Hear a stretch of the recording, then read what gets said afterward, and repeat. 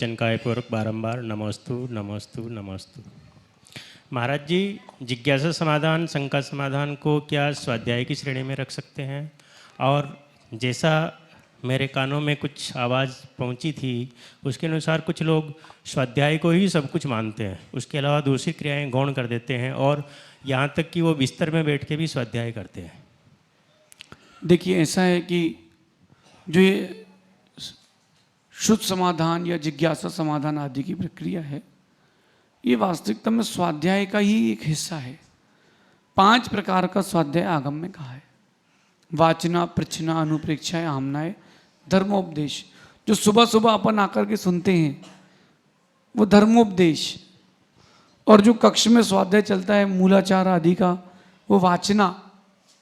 हम लोग रात को करते हैं आमना, जो पढ़ा है उसको रिवाइज करना।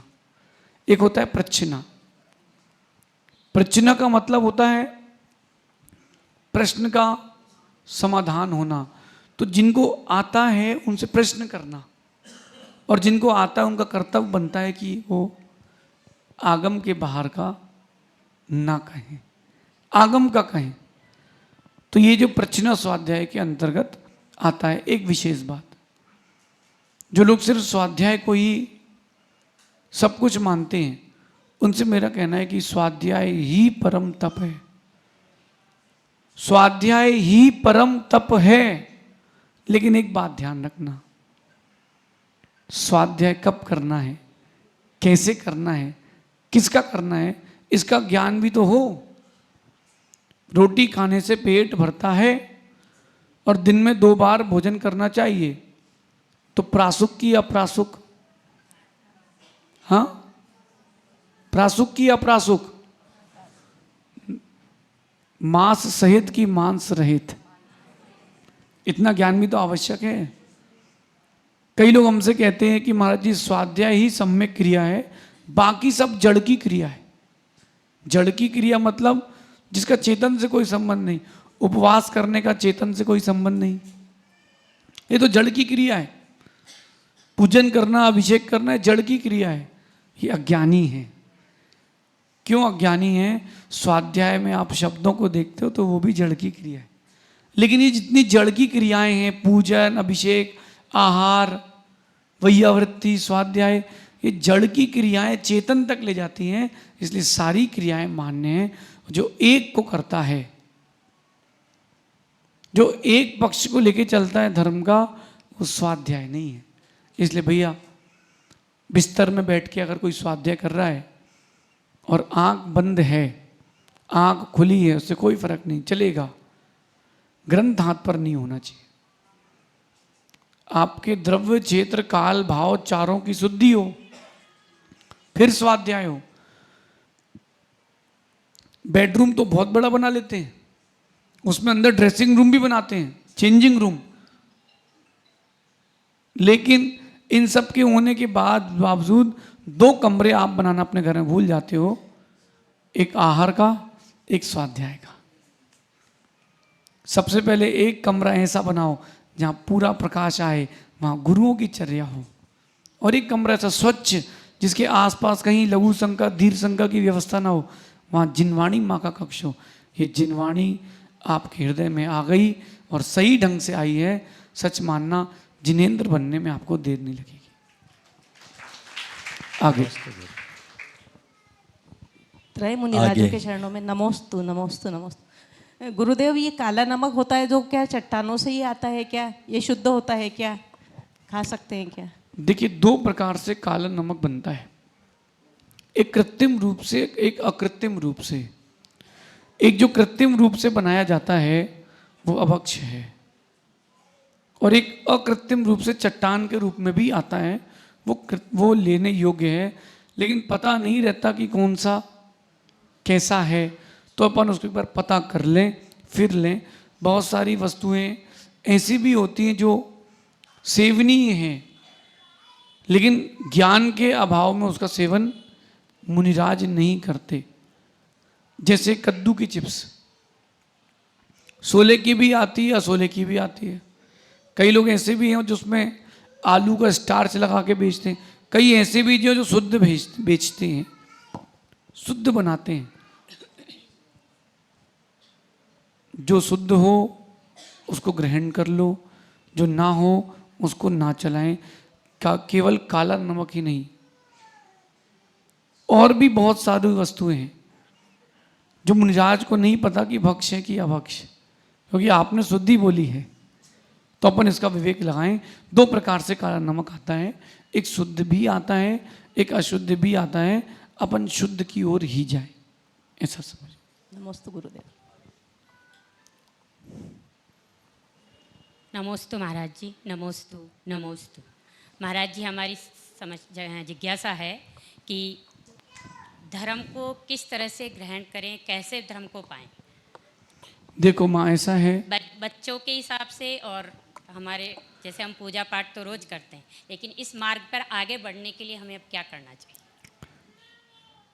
सारी प्रक्रियाओं को एक सार की ओर लेके जाना चाहिए।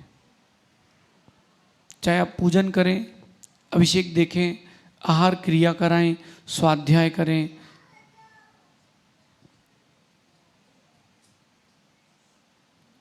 कोई भी क्रिया हो, इन सारी क्रियाओं को अपन एक ओर लेके चलें कि हम अपनी समाधि के लिए इनकी तैयारी कर रहे हैं।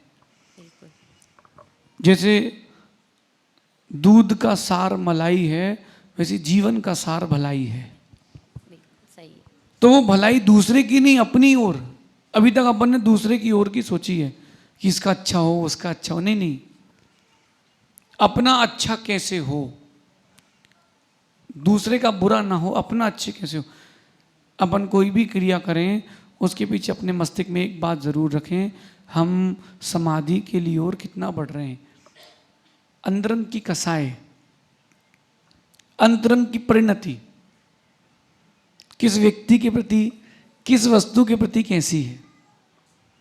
अगर किसी ने अपना बुरा सोचा, बुरा कर दिया, उसके प्रति अपना भाव कैसा है। महाराज जी, कभी कभी तो फिर भाव बिगड़ते आप हैं। उसमें खोजिए कि अपना भाव कैसा जा रहा है उस व्यक्ति के प्रति, उस वस्तु के प्रति।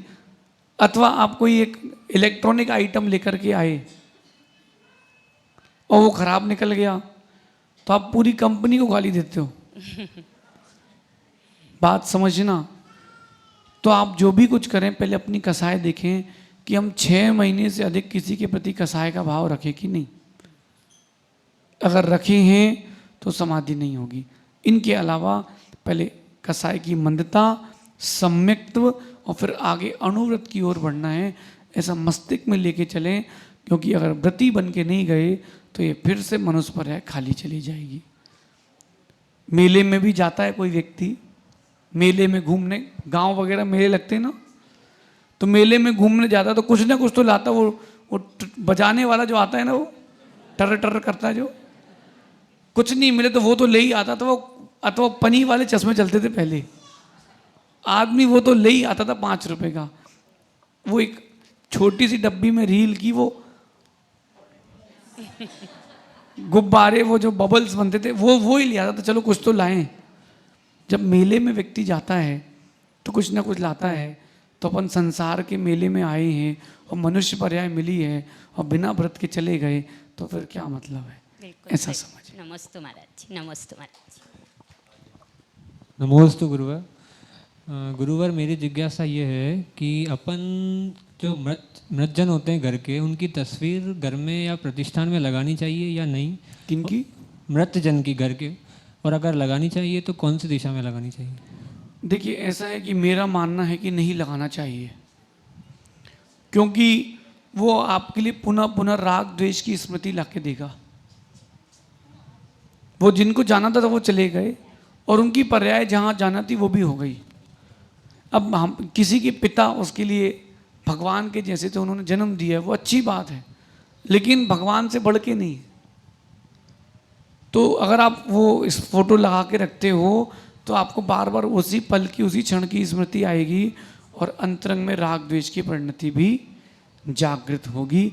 इसलिए प्रयास अपने जीवन का ये करें कि ना लगाएं, और लगाना भी हो कभी तो ऐसे कक्ष में लगाएं कि जहाँ बार बार आप नहीं जाते हो, बार बार दृष्टि नहीं पड़ती हो सकता है कि बहुत सारे लोगों को ये बात जमे नहीं, क्योंकि हमारे पिता तो हमारे लिए परमेश्वर हैं। सही है, पिता ने जन्म दिया है, उनका काम हो चुका है। आपके पिताजी ने उनके पिताजी की फ़ोटो लगाई थी, उनके पिताजी ने उनकी फ़ोटो लगाई थी, फिर एक बंगला बनाना पड़ेगा, एक 7 पीढ़ी 10 पीढ़ी का नहीं, और फिर कहीं वो फोटो गिर गई या गुम गई, कुछ हो गया, फिर राग द्वेष, किसी ने उस पर कुछ कर दिया तो राग द्वेष नहीं। आप भगवान की लगाएं, गुरुओं की लगाएं, लेकिन जो अपने घर के परिजन जिनका आयु का अवसान हो चुका है उनको हृदय में तो रख लें, उपकार ना भूलें, लेकिन चित्र आदि लगाने से राग द्वेष की वृद्धि होगी। और जब वो दिन आएगा, तिथि डेट आएगी, आपको फिर दुख होगा, और कहीं आप दुखी हुए और उस समय आयु बंद हो गया तो आपके साथ भी दुर्घटना होगी। ऐसा प्रयास करें कि अपन उनको चित्र आदि ना लगाएं। एक जिज्ञासा और थी, अपन शांति धारा करते हैं ना, तो उसमें जब वो वर्ड आता है तथास्तु, तो सब मंदिरों में तथास्तु बोलते हैं, वो तथास्तु होता है सदास्तु होता है? देखिए ऐसा है, सदा मतलब होता है कि हमेशा, और अस्तु यानी होता है हो। सदा अस्तु, समृद्धि रस्तु, तथास्तु, सदा अस्तु, कि समृद्धि हो, हमेशा हो। और तथा अस्तु यानी, तथा यानी वैसा, और अस्तु यानी हो, वैसा ही हो। तो तथास्तु जो है उसकी अपेक्षा आपको सदास्तु का प्रयोग अधिक करना चाहिए। तथास्तु जो है वो आशीर्वाद के रूप में भी प्रयुक्त होता है, लेकिन सदास्तु जो है वो भगवान से अपन ने एक बात रखी, अपनी प्रार्थना, उसके लिए है, सदास्तु का प्रयोग करना चाहिए। फिर भी जिसकी जो परंपरा है वो करे, लेकिन सदास्तु का प्रयोग करना चाहिए। ऐसा। इसके आगे नमोस्तु गुरुवर। शुद्धोपयोग और शुभोपयोग में क्या अंतर है? और गुरुवर ये जो मीठा सोडा यूज़ में लेते हैं चौके में या प्रतिमाधारी व्रती लोग, तो ये शुद्ध है कि अशुद्ध है? देखिए, मीठा सोडा हमने बनते तो देखा नहीं है, अब कोई इसकी प्रक्रिया जानता हो तो बताए, क्योंकि मीठा सोडा अगर किसी भी केमिकल आदि से मिला करके भी बनाया जा रहा तो वह अशुद्ध ही मान के चलना, ठीक है। और आप पहले उसके बारे में जान लें फिर निर्णय लें, ऐसा तुरंत निर्णय ना लें। एक बार उसको जानें कि वो बनता किससे है। कृत्रिम हो, किसी ने बनाया हो तो कोई बात नहीं, लेकिन बनता किससे है उसको पहले एक बार समझ लें। और शुद्ध उपयोग शुभ उपयोग में बहुत अंतर है। एक बात देखना आप, उपयोग का मतलब होता है ज्ञान दर्शन। आत्मा के अंदर 2 गुण है, ज्ञान और एक दर्शन। तो ज्ञान दर्शन आपका शुभ में हो तो वो शुभ उपयोग। आप आहार दे रहे हो, स्वाध्याय कर रहे हो, पूजन कर रहे हो, किसी की सेवा कर रहे हो, कोई दुखी है उसका दुख दूर कर रहे हो, किसी को पानी पिला रहे हो, ये उस समय आपका शुभ उपयोग। अगर किसी को पीड़ा देने का भाव आ रहा है, हिंसा करने का भाव आ रहा है, दुखी करने का भाव आ रहा है, तो वो अशुभ उपयोग। और जब वो उपयोग केवल आपकी अंदर की शुद्ध आत्मा की ओर हो, वो होता है शुद्ध उपयोग। ऐसा नमोस्तु समझ। गुरुवर। महाराज जी के चरणों में बारंबार नमोस्तु। महाराज जी, मेरा जिज्ञासा ये है कि मैंने मतलब जैसे मंदिर में कई लोग जाते टाइम तो घंटा बजाते हैं, पर कई लोग वापस निकलते टाइम भी घंटा बजाते हैं, तो क्या ये सही है या गलत है? देखो ऐसा है, घंटा बजाने में कोई दोष नहीं है। घंटा जो है वो दिव्य ध्वनि के रूप में है कि अब हम स्थायी समोह शरण में आ चुके हैं और हम प्रभु के दिव्य ध्वनि सुनेंगे, एक अपेक्षा। दूसरा, घंटा जो होता है मंदिर के द्वार पर लगता है, अंदर नहीं बाहर। कई जगह अंदर लगाते हैं, मंदिर के द्वार के बाहर लगता है और घंटा बजा करके उसके नीचे रुका जाता है। उस ध्वनि से अपने आप की शुद्धि की जाती है, फिर मंदिर के अंदर प्रवेश किया जाता है। एक कारण और है इस बात के लिए, घंटा बजे तो आसपास इस बात की ध्वनि फैले कि यहाँ पर जिनालय है। तो भिन्न भिन्न अपेक्षाओं से वो घंटा लगता है। चाहे आते समय बजा लें, जाते समय बना लें, श्रद्धा के साथ बजाया है तो पुण्य मिलेगा। और घंटे की आवाज़ अच्छी लगती है, एक बार और बजाएंगे तो पुण्य नहीं मिले। कई लोगों को देखा हमने, वो आते हैं 6, 8, 10 बार टन टन टन, जब तक पूजा करने वाले को डिस्टर्ब ना हो जाए तब तक लगे ही हैं, तो वो कोई पुण्य मिलेगा नहीं। एक बार अपनी श्रद्धा से बजा लें फिर बैठ जाएं। नहीं, कई किताबों में लिखा हुआ है कि जैसे मंदिर से निकलते टाइम पे घंटा नहीं बजाना चाहिए, वो ऐसा कोई पाप नहीं है और ना किसी ग्रंथ में हमने पढ़ा है। कोई विद्वान पंडित लिख गए हो तो उनको अपन मानते नहीं, आचार्यों ने इसका कोई उल्लेख नहीं किया ऐसा। नमस्ते महाराज। हाँ आगे। नमोस्तु गुरुदेव। आजकल का ज़माना कंपटीशन का हो गया है। हर आदमी एक दूसरे से कोई ना कोई कंपटीशन करता रहता है, चाहे छोटा बच्चा हो या बड़ा हो। आए दिन हम देखते हैं कंपटीशन के चक्कर में बच्चे आज आत्महत्याएं हो रही है, सुसाइड कर रहा है। तो हम अपने बच्चे को इन कंपटीशन की दूर से ये छोड़ की कैसे बताएं, उनको कैसे शिक्षा देवें कि इन चीज़ों से वो दूर रहे। और बहुत अच्छी बात। देखिए आजकल की जो शिक्षा है वो स्टेटस बन गया है।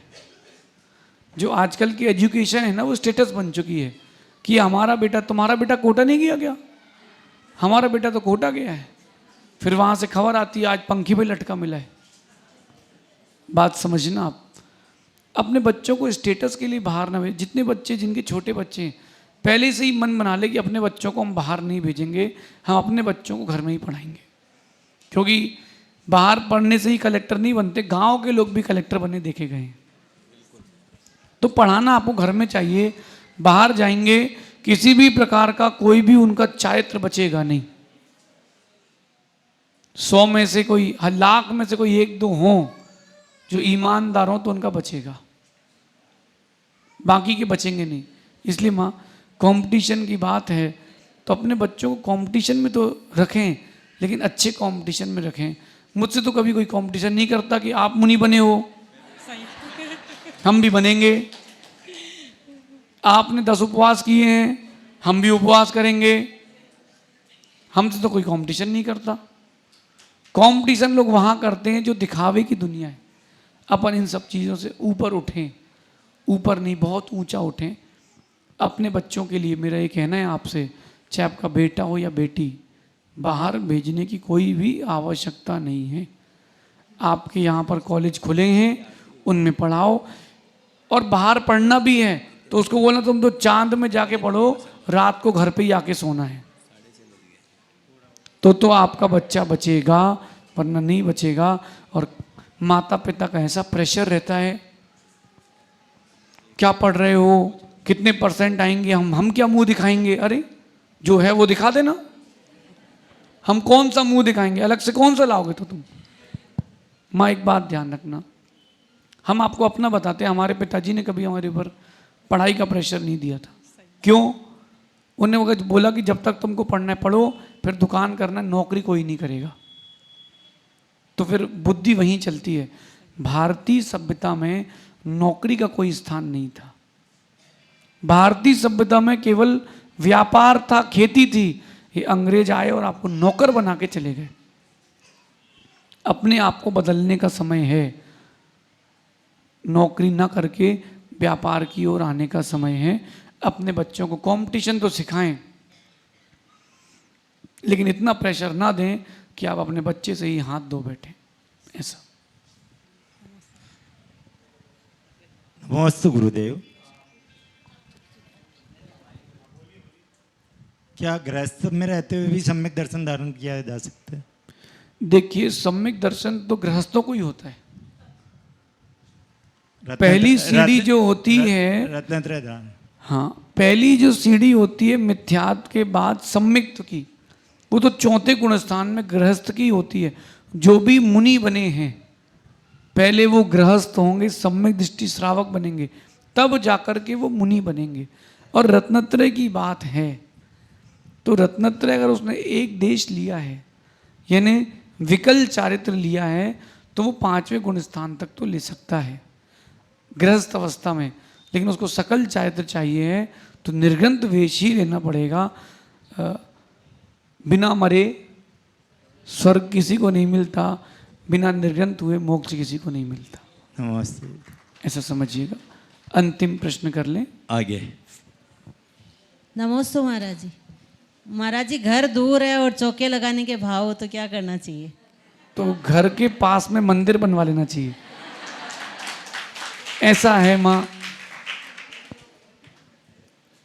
ये जैन समाज के लिए एक बहुत बड़ी विडंबना है, बहुत बड़ी विडंबना है। अब ठीक है, अपनी अपनी परिस्थितियां हैं और जगह वही मिली या पुराना घर है, जो भी हो, मौसम की अनुकूलता हो तो दूर भी ले जाएं, और मौसम की अनुकूलता ना हो तो आप पास में आके चौका लगाएं। एक बार एक श्रावक ने हमको पड़गा करके ले गया और 3.5 किलोमीटर ले गया, और गुरुदेव को ले गया था वो गर्मी में, भीषण गर्मी में, और आप ये समझो कि हम साधुओं की सामायिक हुई तब गुरुदेव लौट के आ पाए थे। 3.5 पौने 4 किलोमीटर घर था उसका। अब वो पहुंचेंगे, फिर जाएंगे, मुद्रा लगा के उनको कितनी पीड़ा होगी। अपन को निर्जरा करना है, आहार कराना है। अगर कोई यहाँ आसपास व्यवस्था हो तो वहाँ पर अपना चौका लेकर के कर लें, लेकिन दूर है तो प्रयास करें। कोई दान मत करना कहीं, सबसे पहले हमें मंदिर के पास घर लेना है, इसकी जगह ढूंढें और भगवान से प्रार्थना करना। अब हम जल्दी भगवान आपके पास आ जाएं तो जल्दी आपको जगह भी मिलेगी, ऐसा समझिएगा। शेष आगे देखेंगे। भगवान महावीर स्वामी की